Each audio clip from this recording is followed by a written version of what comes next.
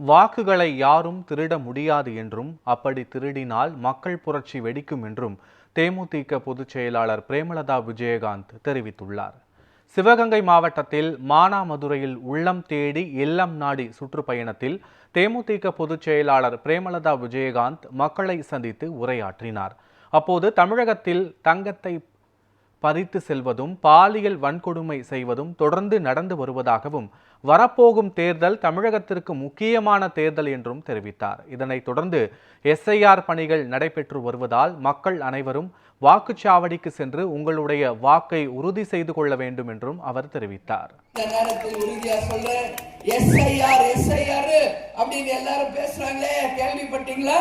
அவங்க வாக்குகளை திருடாம அவங்க வாக்குகளை நீங்க நேரா போய் செக் பண்ணி உறுதிப்படுத்திக்கங்க.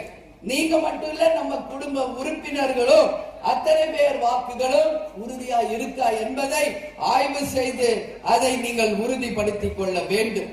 ஏன்னா இது கொலகார கும்பல் வாழ்ற பூமி, திருடர்கள் மட்டுமே வாழ்கின்ற ஒரு பூமி.